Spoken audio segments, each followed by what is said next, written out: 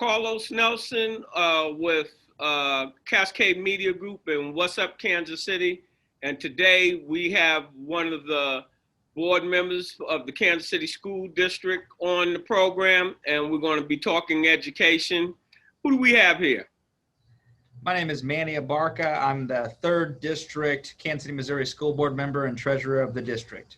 Hey, Manny, let's get on a real fast pace.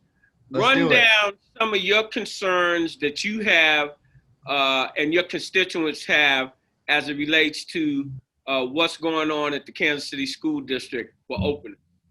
Sure. Well, let's start with virtual learning, right? So we made the decision because of COVID-19 at the request of Dr. Bedell and his leadership team to go completely virtual. And the main reason right now that we are in that phase is because we can always re-educate, we cannot resuscitate. So people right now got to understand that this is a very challenging time for teachers, for students, for families, for the economy, for the country. And we all got to work together and figure this out. We at KCPS thought the best thing that we can do in this situation is keep our families safe, our students safe, our team safe, and made that hard decision to go completely virtual. So that's number one with KCPS. I think number two, we got a concern about the census right now for our Black and brown communities especially. Right now, those communities are reporting a little bit under 50% for a complete count for our community. And that is completely detrimental on so many reasons. As we overlay the student or the boundaries of KCPS on top of the map of where people aren't responding, they're the same areas. And I'm cutting you off for a minute. You said so many reasons. And I told you, I just got finished interviewing a couple of Missouri state reps in the Black Caucus. The last thing on the show, they were saying about representation and make sure that we get out vote and the census. Run down the reasons why you want to be counted. Sure. So we got $650 billion a year for the next 10 years based upon this count. If we don't get counted, we're not going to get that money. Our communities are not going to see that money. Our schools are not going to see that money. The programs that we all love and know, the bridges, the roads, all of that stuff from a federal standpoint, we're not going to get those dollars because we're not being counted. And frankly, the administration doesn't want us to be counted, which is why they shrunk the window of time that we normally would have to get completely counted. On that count situation, with you being Hispanic, how do you feel that the Hispanic population is receiving this information on the count, especially in light of the Trump administration and these border patrols and the immigration and what have you? I feel those are scare tactics that really inhibit our community from registering. Tell me what your feelings are. The program is brought to you by the Kansas City Business Association. You're 100% right. I holistically agree. It is clear that the Trump administration wanted to scare people not to participate. He set up certain ramifications that if you receive TANF or any other state benefits for children who are citizens, who rightfully qualify for these benefits, but their parents may be undocumented. If you receive those benefits, that may jeopardize your legal status and your application for legal status. Those small little incremental things that the administration did was enough to scare the community quiet again, right? Obama opened up and said, come out of the shadows. That's my man. You see his picture in the background. Oh, I see it. I was there that day. Oh, all right. But you know, this administration is trying to stifle that voice because we're the fastest growing electorate right now in the country. And if we are not counted, you know, we're not going to be a part of the solution. We're not have a seat at the table. We're not ever going to get more elected officials. The voice of the community is not going to be heard. And frankly, the fear of not being counted because you're worried about ICE connection. Think about the fear of not having enough money for your kids' school. Think about the fear of not having enough dollars supporting the programs that support your families. These things are all contingent upon the census and those federal dollars. So we need to be counted no matter what. We got to rise above that fear and put the safety and security of our community for the next 10 years first. And so we got to participate. So that's one of your concerns. Let's keep it moving.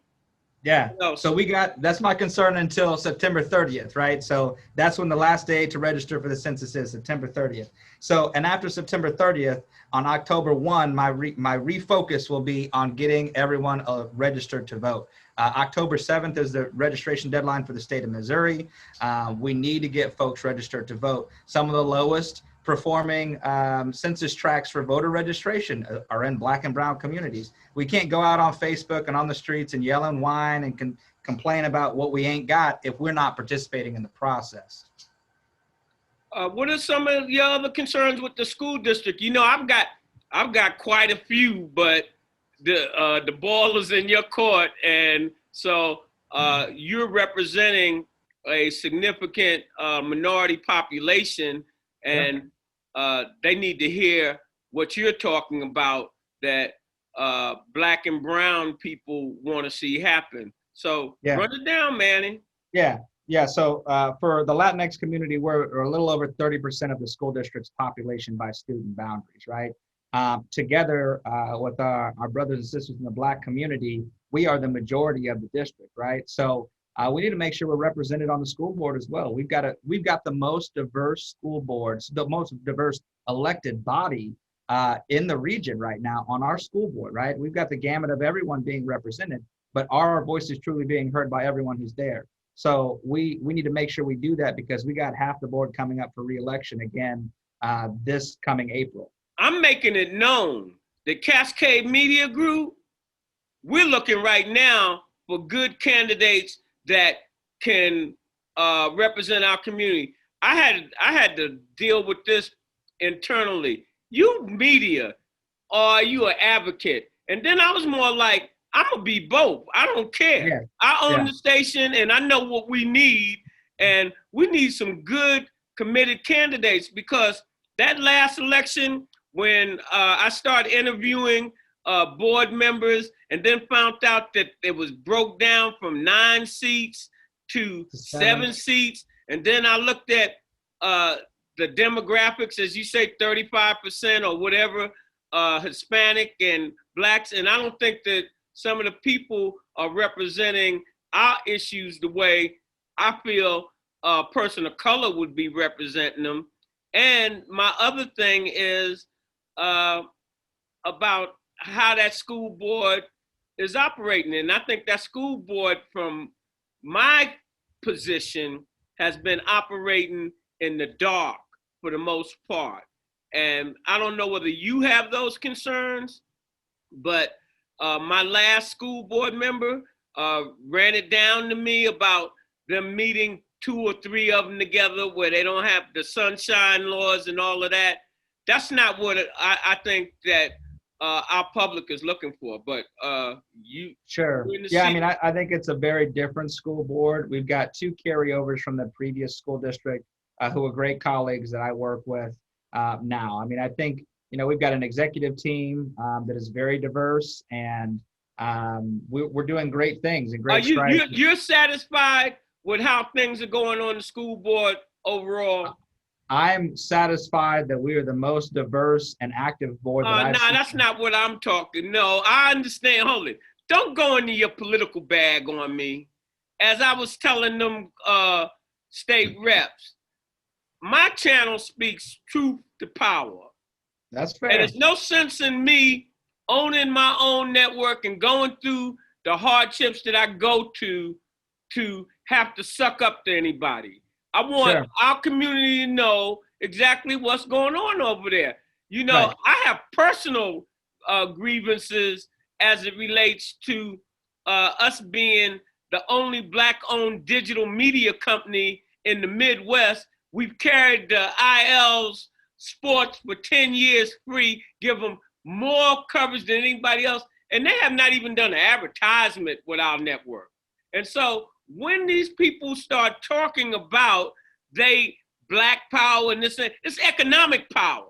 And these people are in situations that the government is the largest stakeholder, and they don't even do business with some Black businesses that they should be doing business with that's representing their overall interests. Now, I don't know how you feel about that, and it sounds self-serving for Cascade Media, but I feel if they do that to me and my company, what are they doing to the real small guys that don't have no voice? Yeah, so we need to talk about MBEWBE and the inclusion of contracts for our budget. There we go. So that was something that several of the board members came on talking about, and we've not necessarily relented as much as COVID has shaken us up a lot, right?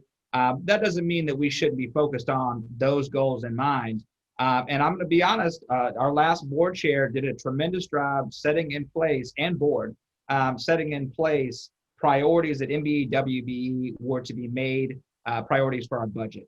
Now, I think what the challenge this board is going to have is how do we implement that, right? Are we doing all that we can to maximize MBEWBE inclusion and involvement, right? So before COVID, we were talking about holding fairs and engaging stakeholders, because a lot of times, and I'm sure you've heard this before, well, we don't have enough businesses. We don't have enough people who are applying for these contracts or those things, right? But are we doing everything we can to make sure we're getting and engaging all the folks, right? We know where some of the players are. We do kind of the ground level. Let's put an ad here. Let's put an ad there. But are those things working, right? What measures do we have in place to check those and make sure that we've got proper MBEWB inclusion? And on every bid, we've got the option in there to make sure that we can. See, this is where I come from, and like I said, I just got finished interviewing those Black Caucus state reps. White people don't have to say, "Oh, I'm white, give me the contract." All of that WMBE and MBE stuff is a full of crock. It keeps you out of the mix. You almost got to be Einstein to fill all that stuff out and get the banking and get this and get that. And then at the end of the day, across the business scene on bids, it's the low bid might not be the best bid. You know how that goes. So why bid? I win the bid, and then they say, you're not the best bid for this reason or this reason. And I am so tired of the political crap. And especially, I'm getting ready to really go in on the district, because you cannot say one thing and do another. And everyone wants to be positive. I have called Bedell's office over the last year. I've called there about half dozen times. I never could even get a return phone call. So I'm putting that out there. And I like Bedell. And I want to be positive about the Kansas City School District. But also, I got to be truthful about what they're doing over there. And it's like, it's a crew. And they're meeting and planning things that I don't feel the whole board is involved in, or that they really have discussed. You're on the board. This is what little birdies are telling me. And then I would say tell those little birdies to call us, because. All right, well, hold it. That's what I'm holding. Yeah. Again, I mean, I don't know what I don't know. I've got I'm you engaged. on, and you're telling me what you know, and I'm telling you what I know. Sure. I don't have no reason to say I call the district headquarters and could never get through to Bedell. But he's been on our sports program a bunch of times. It's not like nobody on that school district don't know what Cascade Media and what have you. And so from my perspective, and I deal with these political and these type things, they only want to talk to who they want to talk to, and they only want the narrative that they want out.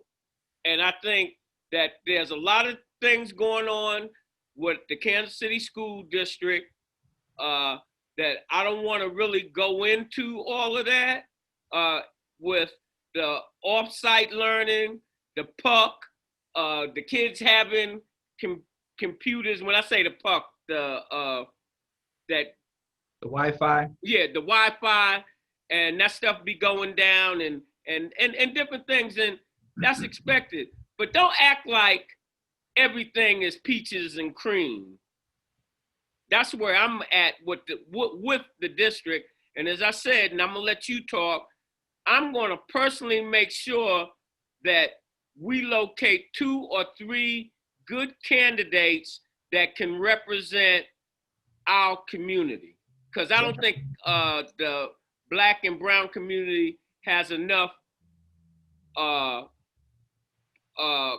cooperation within the Kansas City School District on planning what's going on and really having to say so with your constituents, managing from the bottom up instead of the top down.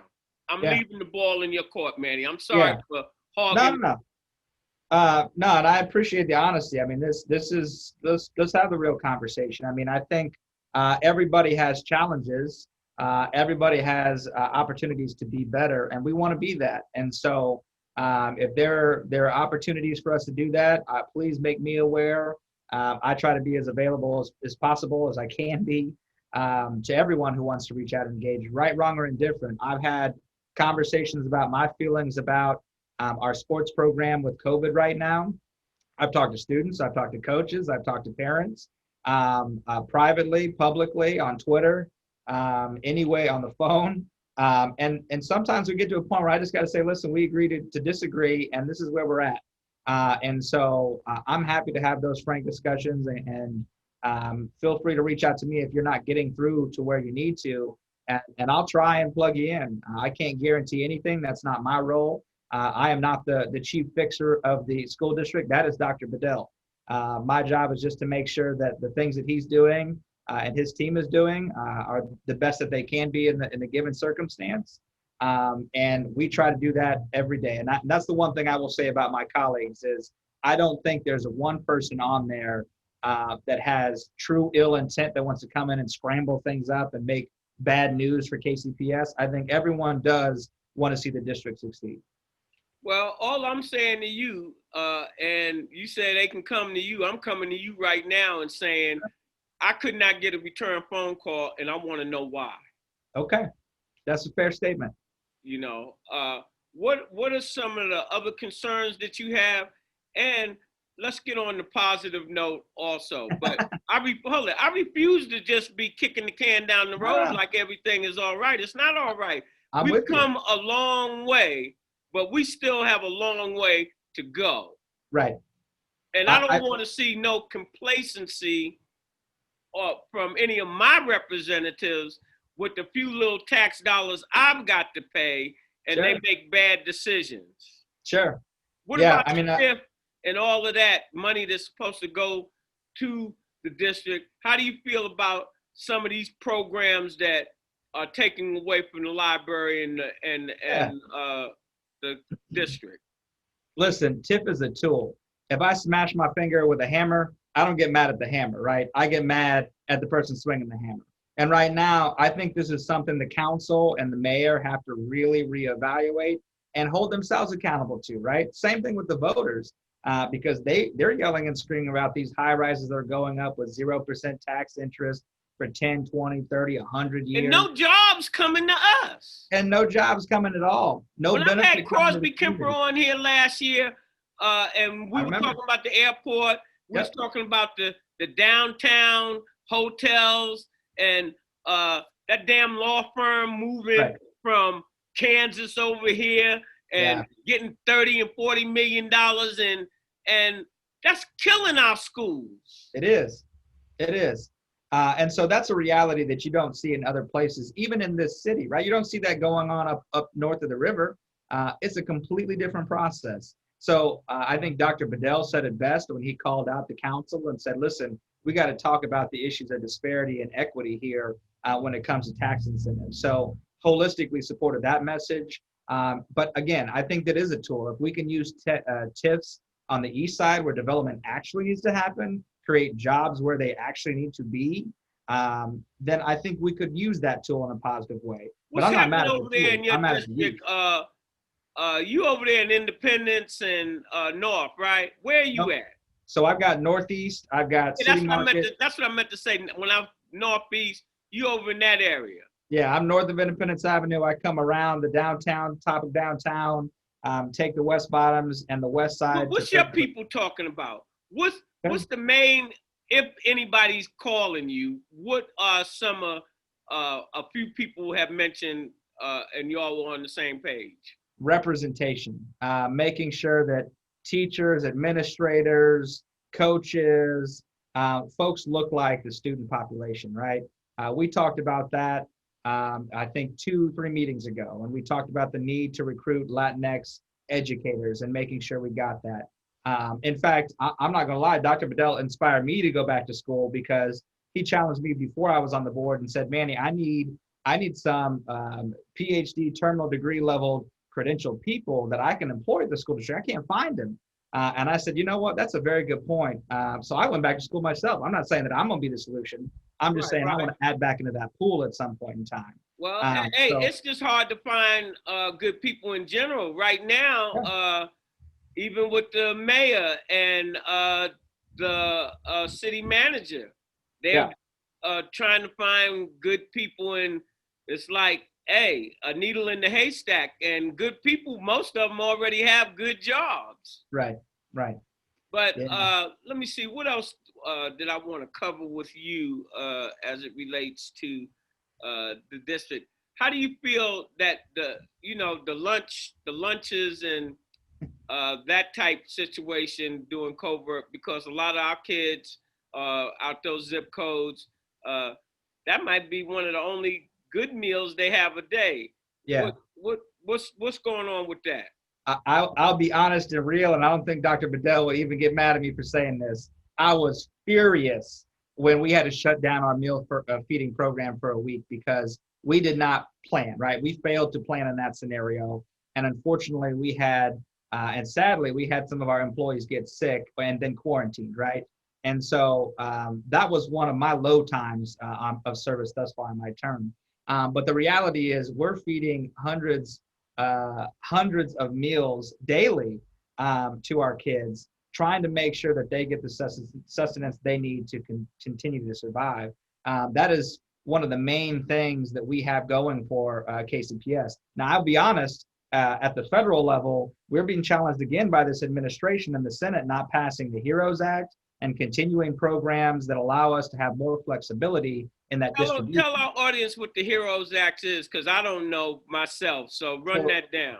Sure, the CARES Act was passed in response to COVID and provided the stimulus check that we're familiar with, supplemental funding to counties, to cities, to organizations to support them. It carried the PPP program for small businesses. The HEROES Act is an extension to make sure that people have the financial support that they need to respond to COVID in the proper way.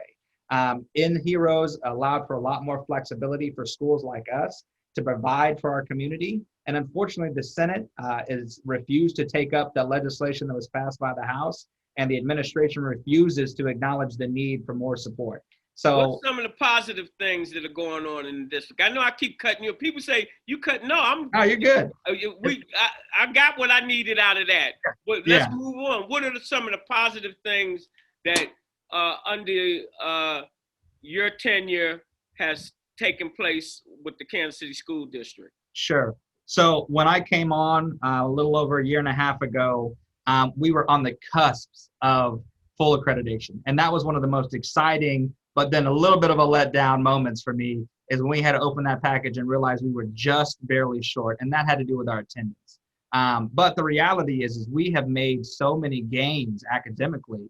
And that is 100% contributed to Dr. Bedell and his leadership team and academics focus the last few years he's been here. And his honest consistency for the students here, right? That level of success, making gains on the state, when the state is declining at the testing rate, KCPS has decided that we're going to focus on academics, and that has paid off. I'll So tell you this, I'm cutting you off again. go ahead. I don't want to suck up to that Bedell fella, but he got us all our schools with stadiums where our kids can enjoy that student athlete experience with having to be able to play games on your own home field and have your student body involved. That's all part of the high school experience. And that definitely wasn't there at Lincoln, and it definitely wasn't there at Southeast. And I don't know what the other stadiums, but I give kudos for that. And I give kudos for bringing up all of the Kansas City sports programs to back in the 70, 80 type era championship levels. How do you feel about that? I think that's a good step, but we're missing the band, we're missing the drama programs, we're missing all of the performing and fine arts. The programs that you think that we need to, and our community needs to know about, what we need help with from volunteer, from financial, with the corporate community. Run that down, Manny. I think there is an opportunity for everyone who has an interest in volunteering to plug in, whether that's from mentorship, financial support, you've got a product that you want to distribute to us. I think KCPS Foundation will take all of it. They had an amazing breakfast this morning that talked about the state of KCPS, and I think that that's a great way to plug in the KCPS Foundation. So anyone, I mean, there's no stone unturned in that way that we can't accept any help. Do you have any other concerns before we close, is there any issues that you would like to discuss or bring to the forefront? Not right now. I just want to make sure and let people know that I want to be as accessible as possible. Send me a message. I'll be honest with you. Email is the worst way to get a hold of me. Social media, Twitter, Facebook, my phone number. Give them your handles on Facebook. Because I think, I don't know whether I called you or I've been contacting people on Facebook. I need to interview. You hit me Facebook. You hit me Facebook. So Manny for Kansas City is my pages on Twitter, on Facebook.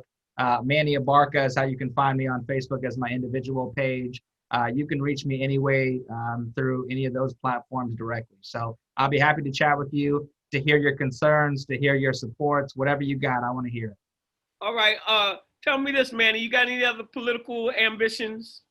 Yeah, I need to run for re-election here in November and get re-elected in April. So that's the next one for me. I didn't know whether you want to do anything with the state or the county or with the national. With you being, what's your position with Cleaver? I'm his deputy district director locally. Right, and you know, it's like you're going through the boot camp, ready to serve, because a lot of people get in these positions and they don't know their way to the bathroom. And so, go ahead. I want to earn everything I got, and I want to focus on what I got when I got it, right? So I've got several leadership positions right now, from the Jackson County Democratic Committee to my neighborhood association boards, to some of the philanthropic boards that I serve on. I want to continue that service until they kick me out, right? Or until there's somebody better who can come in and do this. And I am not the solution for everyone by any means, but I want to do the best I can while I'm here for my community. So I'll serve, and any opportunity that I can step up, I will. All right. Hey, Manny, it was a plum pleasing pleasure. I'm stealing Jim Watts's knockoff lines again. He's with that plum pleasing. It sounds really good. No, that's good. And as we always say in closing, when you invest in your community, you're really just investing in yourself. Amen to that. Good to see.